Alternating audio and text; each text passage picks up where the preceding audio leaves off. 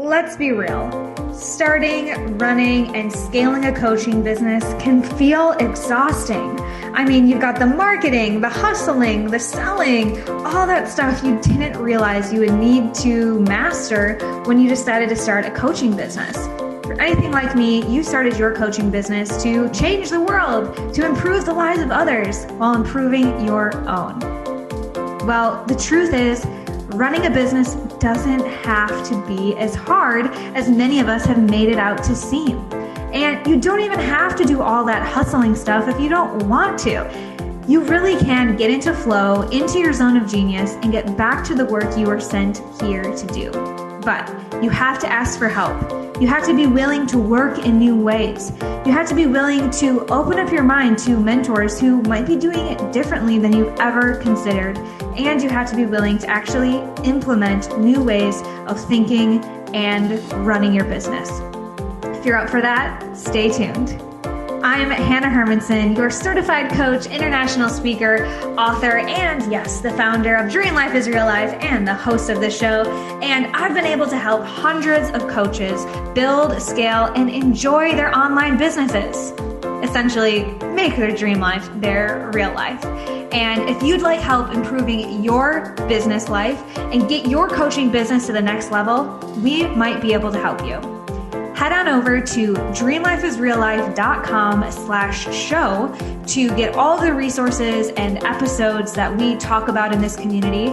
You can join our Facebook community, you can find me on Instagram, but more importantly, if you're really ready to integrate what you learn here today and on other episodes, then you'll be able to set up a complimentary 10-minute chat with my team. Again, at dreamlifeisreallife.com/show, no strings attached. We love getting to know you and seeing what are the right next moves for you.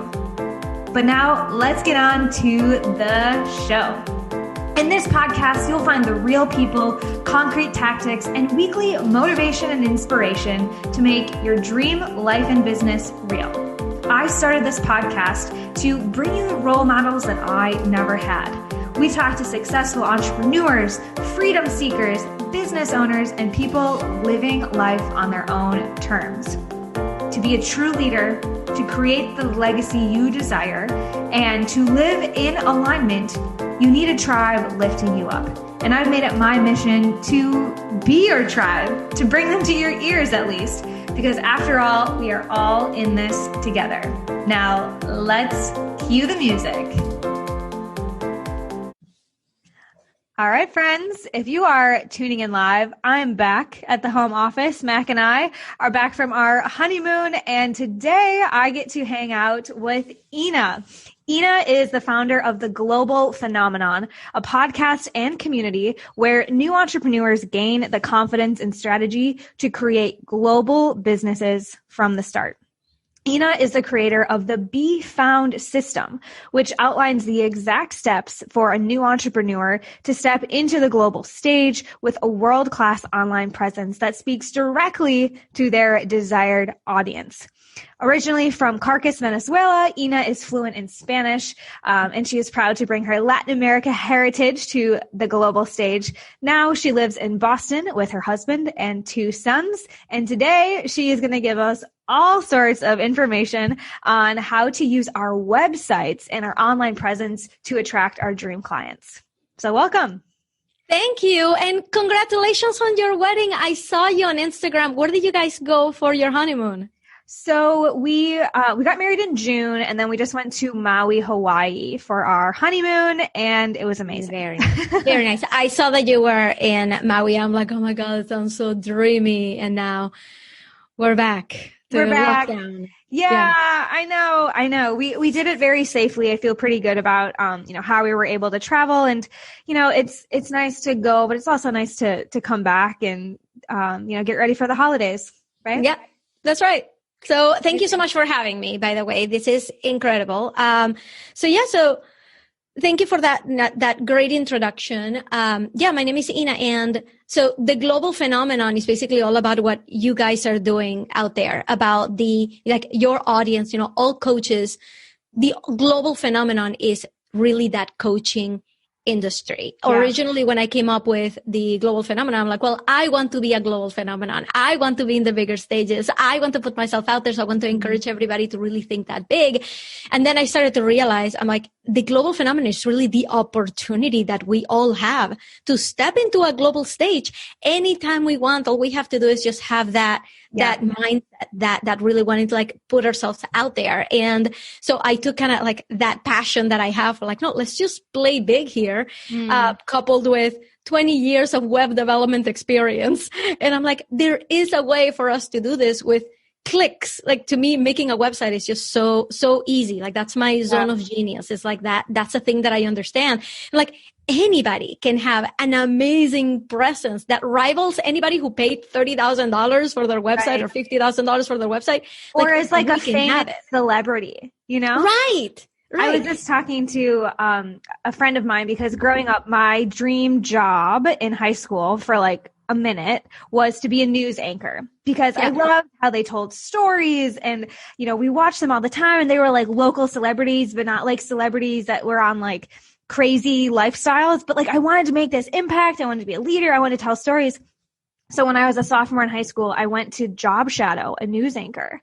And in 10 hours, I realized this was not at all my dream job because they got up at 3 a.m. We literally walked through a dog park in the rain to tell this story. It was just so not glamorous. Okay. Yeah. So I thought that dream was done.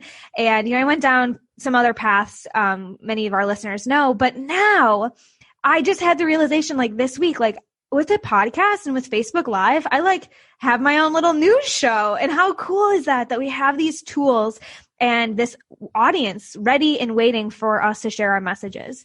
We just have to know how to be strategic about it now, right? Exactly. So, and I love it that you got it done without having to be out in the rain if you don't want to, right? And if you want to, you can do that too. Like you can make this anything you want, and your online presence can reflect anything you want. You just got to really do it right. And that's why I'm here to talk to you guys about how to do this right.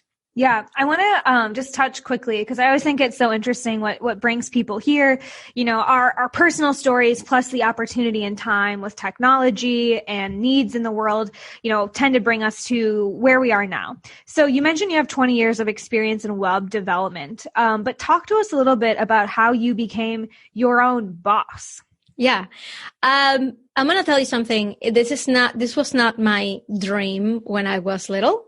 I was brought up in a very successful corporate environment, corporate household. My father was the president of IT of the biggest company in my country. My mother was an equally successful like project manager.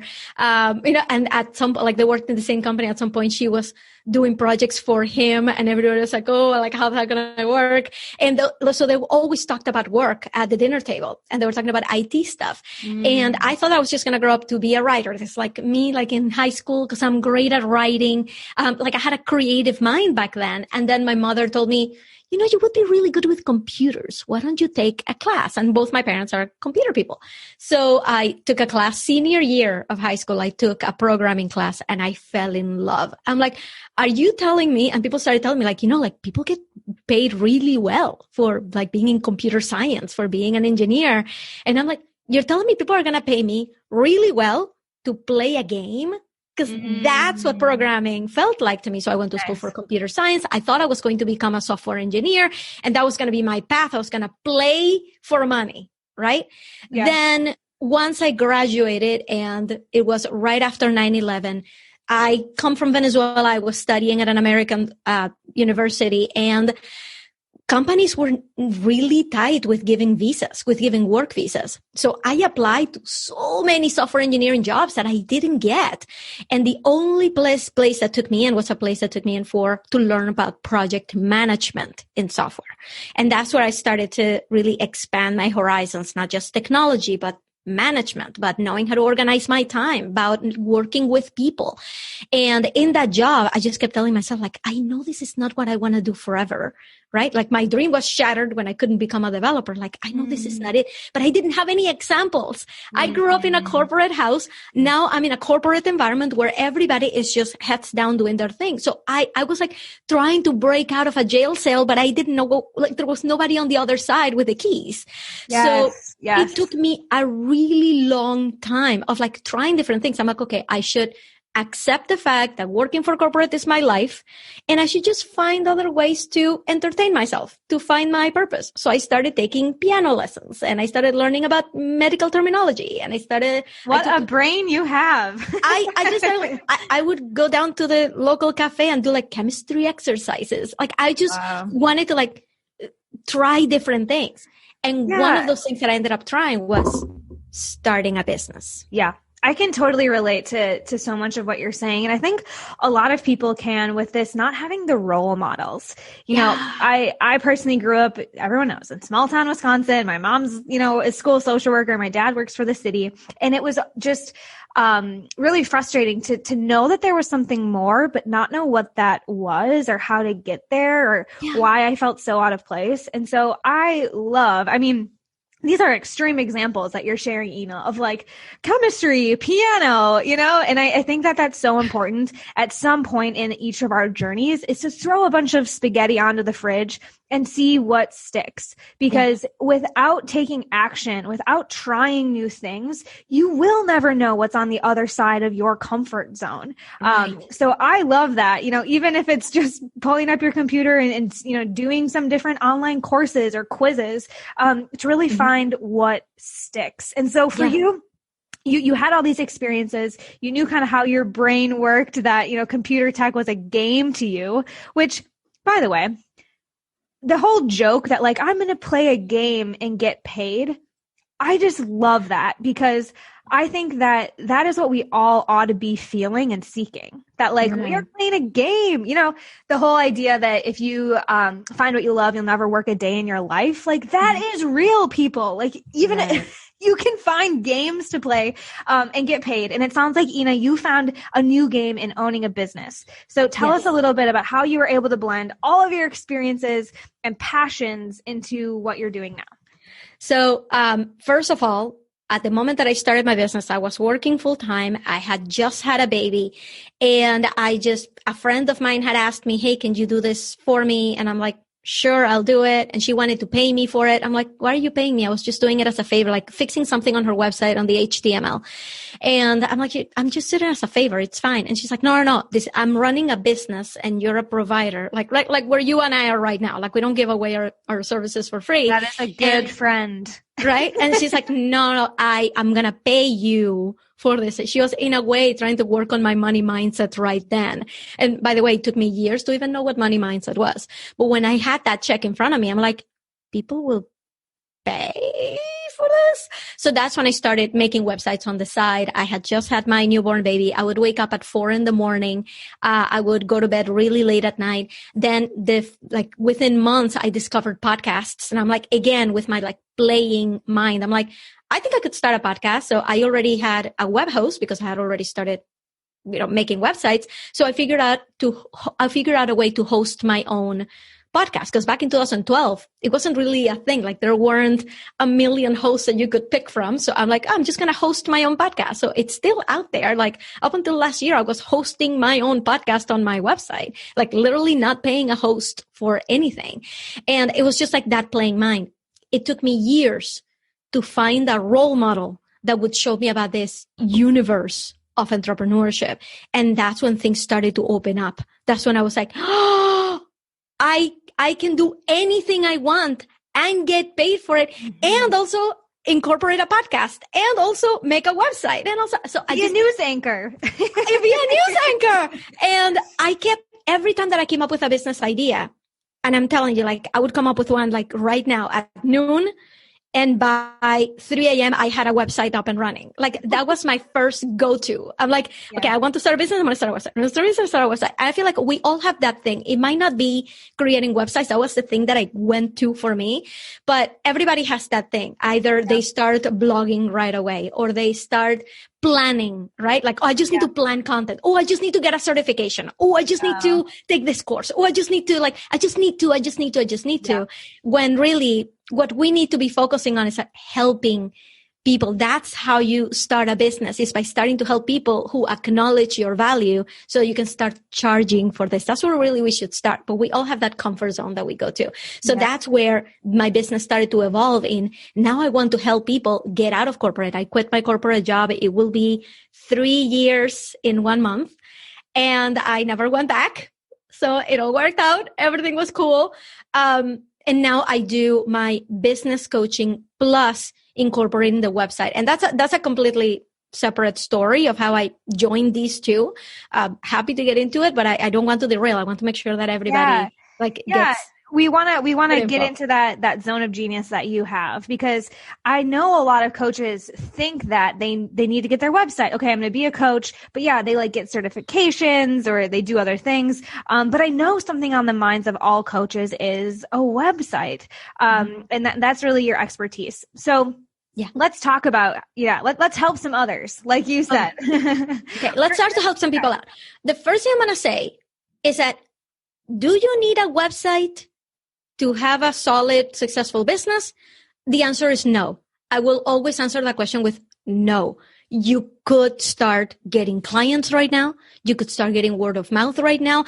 Please do not let your website or the lack of it stop you from starting to help people and get paid doing what you do. Okay.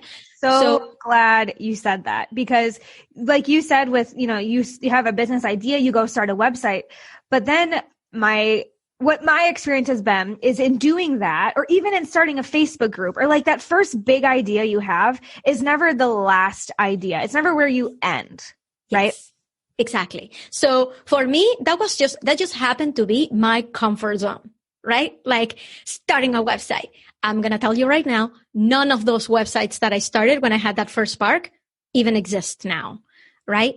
Like it would become obsolete very, very quickly, because my idea would start to evolve really quickly, because I hadn't really started going out there and helping people. I didn't know what my message was.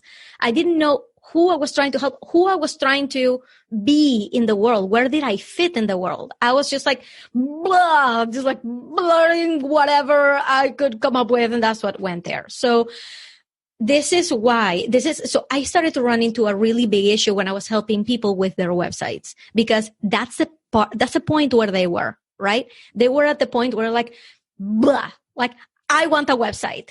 Here's what I want on it. Here you go. Here are my photos.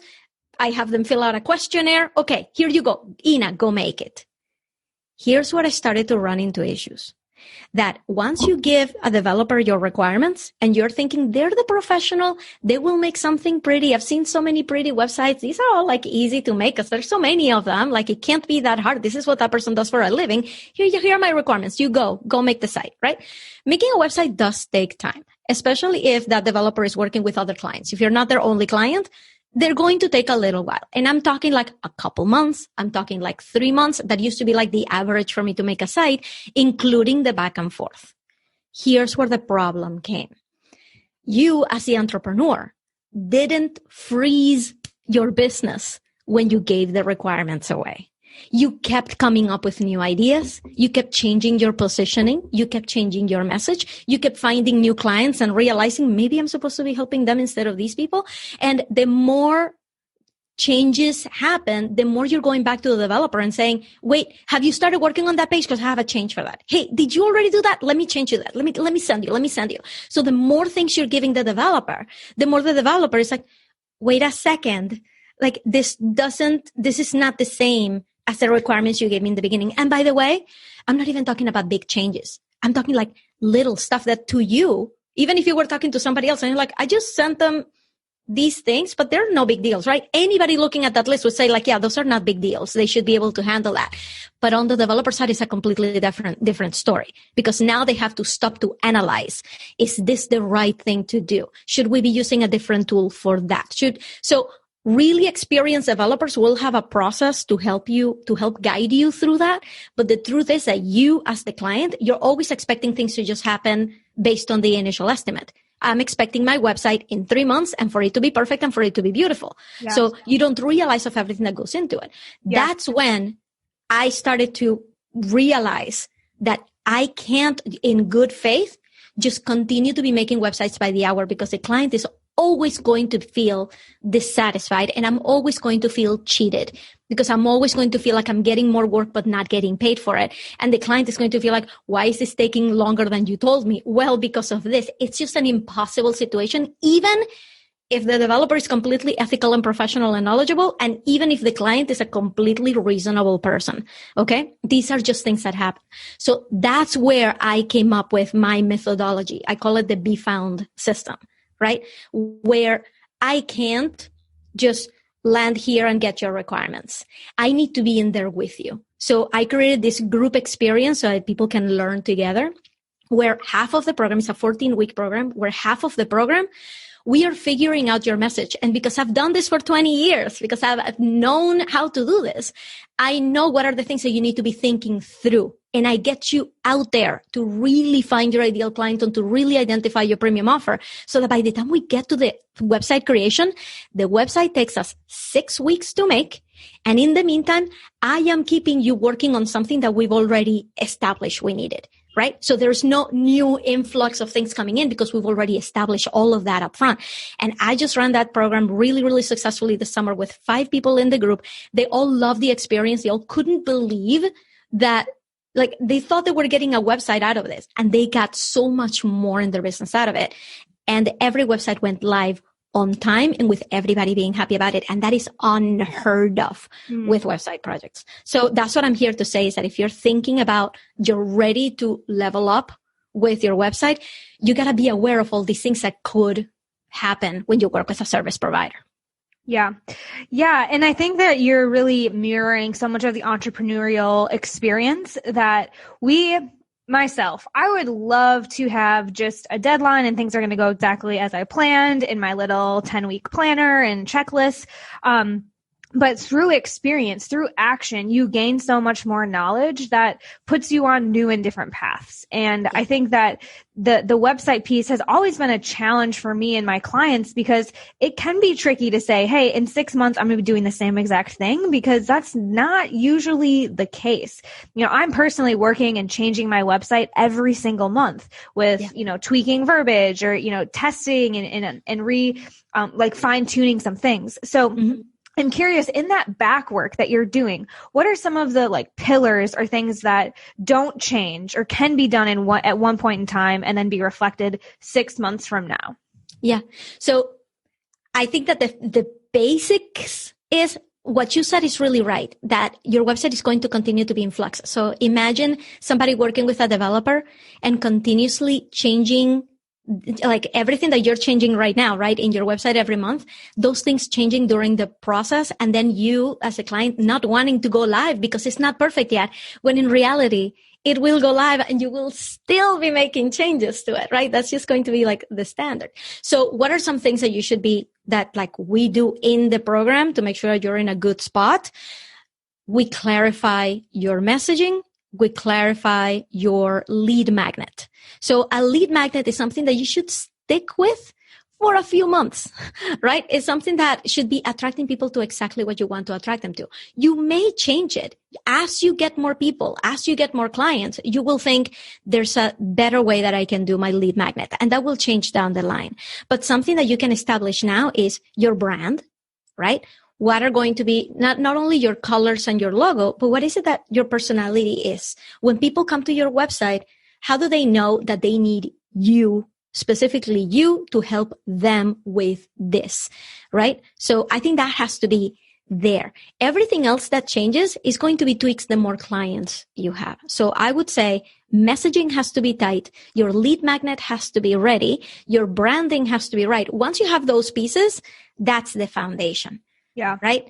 And I don't let anybody go through the program without actually doing all the heavy lifting of actual market research. Because I'm going to tell you one thing. There's a huge misconception that only people who are starting out need to do market research, and that experienced people are beyond that. So when I get clients who tell me, I don't think I need to do the market research module because I already know my client, I'm like, no, you're getting it backwards. In fact, it's the beginners who never do market research. That's like not a thing for them. Yeah. The experienced people are doing market research all the time. Right. Constantly. Every conversation they have is a market research opportunity. So when I guide people through market research, I never take no for an answer. I'm like, no, we are doing this. And they always end up finding out something that they never did before. Right.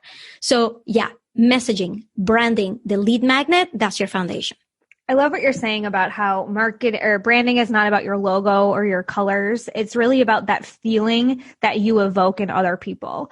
Yeah. Because to me, branding is like that secret key. That's like the, oh my gosh, that's for me type of thing. And that's not because I love your logo or because you have a Labradoodle and so do I. It's because you evoke some emotion in me that makes me want to move forward and connect with you. Yeah. So I think that's huge. Yeah. And one thing that I would love to say is that I love websites of entrepreneurs that when I go to their website, it makes me want to give them a hug. Like that's the kind of website that I like. But everybody has a different view of what makes a great website. Yeah. Right. So that's another thing that we had to factor in is that I don't want to finish the program with 5 people who have basically the same website, just different colors. So I have a process, like a proprietary process that is mine to basically read what is on your mind so that when you walk out of there, you see that your website is not like any of the others and you love what you see. I had one time, the first time that I ran this program in this year in 2020, I had one person who was like, I don't want long scrolls. You know how now the fashion is like you keep scrolling through the page and more information pops up and then there's a picture of you and then there's a little bit more about your offer and then there's a little bit about your blog and then he's like, I don't want people to have to scroll that much. So we made a website with everything that we found out about it, reading his mind. And he ended up with a website that was nothing like the rest. And he was excited about it. So I think that's really important too, to not just buy into like the cookie cutter style, because not everything is going to be the same. It will depend on your messaging, on your branding, on your personality, and on your audience. Yeah. What are they ready to do? What are they used to seeing on the site? Yeah. And I love how even in tech, right? So in creating like graphics and an experience on a website, which not all coaches are familiar with, right? They're typically not that sided, tech not in their brain.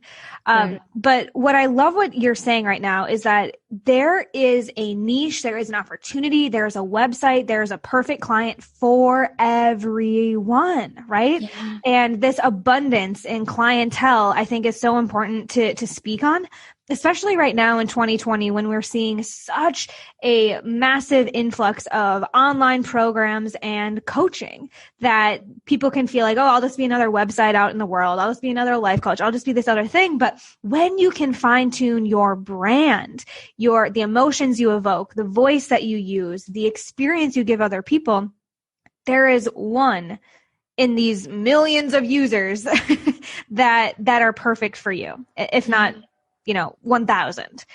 So talk to me a little bit about that. How do you help people really stand out? Because there are more coaches and more websites every day. This is what I tell my people is that I even did like a whole masterclass last year called how to stand out in a saturated market. And I got so many signups. And in the beginning of masterclass, I'm like, who believes the market is saturated with coaches? Everybody raised their hand. And by the time that I explained this one thing that I'm going to explain right now, I'm like, who believes now that the market is saturated? Everyone's like, yeah, I don't believe that anymore. So I'm going to tell you what that change of mindset is. When I was in corporate, anybody who said, oh, I have a business on the side, I didn't think of this huge coaching industry. I thought, oh, they probably sell Mary Kay. They probably sell, like, I hadn't even heard about Beachbody back then. Like, it was just like Mary Kay and Avon. That's all I knew. Now they have an Etsy shop and some, right? So here's the deal. I was in corporate and I was there for 15 years and I never heard about coaching. All right. So right there, I am telling you right now that there's an entire population out there who has no idea what coaching is. And I'm also going to challenge every single person, because if people can relate to this, like, you'll see how this is not saturated at all. How many of you have family members and friends who don't understand what you do? I was exactly just going to say that. I'm like, my family still thinks that I like coach a sport. Right. Like, my family still has no clue. My mother has learned what I do by heart, so that if anybody asks us, she's like, she coaches people online. Yeah. Did I get that right? Yeah. Is that like, so right there, you can see in your real universe that there is so much opportunity for coaches out there, because right now you feel like it's saturated, because that's what you see in your feed, because you are inside this bubble. There are so many people out there in your physical reality who have no idea that this is a thing, and no idea that you can actually help them with something. So is the market saturated? Absolutely not. The definition of market saturation is that there's literally no more clients for that thing, and people just have to get over it by innovating on an existing product or finding or like doing something completely different. And that is not the case with coaching. So how do you stand out? The truth is that people don't have a spreadsheet of every coach, and they're not comparing everybody's offer and everybody's brand. You simply put yourself out there and you will start attracting people like bees to honey. It's not a competition. If somebody relates to what I'm saying, they will just be drawn to me. That's just what happens. And I'm not peeling them off somebody else's audience. It's okay to follow multiple people. How many of us right now they're listening to me follow different people and listen to different podcasts and sign up for different courses? This is not a zero-sum game. Right. So the market is not saturated. You don't have to stand out over everybody. All you have to do is be yourself, and the right people are going to be attracted to you. So that's really the only trick, is to stop mimicking, stop trying to see what works for everybody else. Do your homework, take courses. I'm constantly in a process of evolution, right? It's not like once I quit my job and I became a coach, now I know everything and I don't need to learn anything else. I am constantly signing up for courses and learning from the best and seeing how I can level up. So you can always be doing that, but there's no shortage of clients for anybody right now.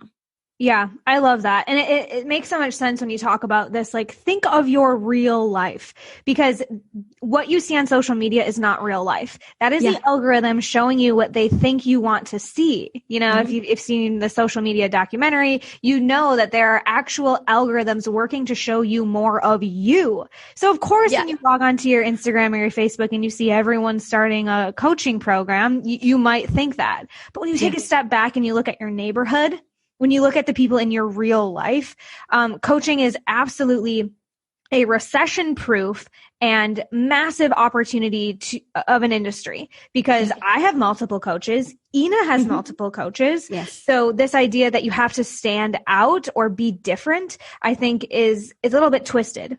I believe that intimacy beats authority. And what you're saying, Ina, if you can be yourself, if you can make real connections and show up true to you, there will be people that come to you. So I like that a lot. And and it's one of those things that when I feel like I'm getting too close to offering something that is too much like somebody else's, right? All I have to do is just get a reality check and realize my people have probably never heard of this other person. They're not aware of it. They're not comparing us all in a line and say like, wait a minute, that person used babe in their group name, and that person also used babe in their group name. I wonder if somebody copied somebody else. It doesn't work that way. You do whatever is true to you. Yeah. Yeah, that's so huge. So I want to shift gears a little bit, and I have just a few last questions for you, a little rapid fire, if you will, because you've already given us so many nuggets and things that we can be thinking about in our business. But when we think more broadly about just living our dream lives, what is one thing you could tell listeners to do today that would help them get closer to their dream life? This is, I'm just going to say it, but be honest with yourself. So many of us look at the coaching industry and say, I want to be like her. I want her business. I want to be like that. I want to sell that. When in reality, there's something in the back of our minds that is telling us, no, wait, what I really, really, really want to do is this other thing. And then there's another part of your brain telling you, yeah, but that doesn't make any money. So you got to be looking at this other way, right? So what I would hate to happen for anybody listening is that they're like, oh, I make websites. Let me study Ina's background. Let me study Ina's social media. Let me study Ina's program. And maybe I can offer something similar because I make websites too. I can be just as successful as Ina, right? When in reality, websites is not what makes them sing, right? It is crocheting. Right? And they could become an authority in the crocheting field, and that would make them so delighted. But right now, because it's so easy to them, because it feels like a game, they don't feel like there's any money there. Right? So I would say step one, be honest with yourself. Because I don't want you to start a business like mine or to mimic Hannah's business like hers, because you can write, let's do the same thing that Hannah is doing. And you end up getting yourself in another corporate situation, right? In another spot where you're like, I really wish I had done that other thing. And now you realize that there's all these crocheting influencers and you're like, wait, I didn't know that was a thing. So be honest with yourself and go for the path that really, really you want. Forget about the money. The money comes to people who stick it out, who work hard towards it, who learn about it, who become part of that industry. That's where the money is, but it has nothing to do with the actual industry, with the actual job. Mm-hmm. Do whatever you want and incorporate yourself into that field. Beautifully put. You know, if you look out at what everyone else is doing to decide what you want to do, you're a copier. But if you look inward and look at there for what you want to do, that's when you're a creator. Yeah. And I'm going to tell you, I've had coaches that have tried to discourage me from doing the websites, who have told me, Ina, anybody can hire somebody off of Fiverr and make a website. You should, like, in order to charge the high prices, you have to let go of the technical stuff and just offer the business value. And I tried that for a couple clients in the beginning of my business, and it didn't feel aligned. I went back to like, I have 20 years of experience, and I started to feel like I was doing a disservice to my people and that I was letting go of something that was important to me. You guys have any idea how much fun I have doing CSS? If anybody knows what CSS is, like, I love it. If nobody knows what CSS is, that's my world. Yeah. That's what I love, right? So listen to yourself first. Amazing. So if folks want to continue this conversation with you, Ina, and learn more about their own website, how can they stay connected or continue the conversation with you? I would love that. So next week, I'm actually teaching a workshop because I am launching this Be Found program is starting up again in January. And so I would love to invite everybody to come join me in this workshop. And the workshop is about figuring out your message and your ideal client and your offer, because I don't want any excuses. I don't want people to think like, well, I'm not ready for a website because I haven't figured this part out yet. Well, then let's figure this part out then. So I'm doing a workshop next week on Wednesday night, and you can go sign up for it at theglobalphenomenon.com/6 figures. It's called I call it the 6-figure online business workshop. So come, let's get that figured out, because I want you to be ready to really step it up in 2021. Theglobalphenomenon.com/6 figures. What an amazing opportunity, Ina. Thank you so much for sharing so much of your energy and insights today. Definitely be sure to check her out at theglobalphenomenon.com/6 figures. And friends, I will be back next week with another inspiring guest that will help you make your dream life your real life. And thank you so much, Hannah. It was a pleasure being here. Amazing. That's right, friends. That'll do it for our show today. But remember, if you're really ready to implement and take these ideas into action, then hop on over to dreamlifeisreallife.com/show, and you can access all of the resources we talked about, and more importantly, set up a complimentary 10-minute phone call with my team so that we can help you get clarity and some concrete action steps in place. So this doesn't just become another one of those feel-good moments, but an opportunity to actually make a change in your life and business, because all good things come in action. So we'll see you over there at dreamlifeisreallife.com/show and next week here on the show.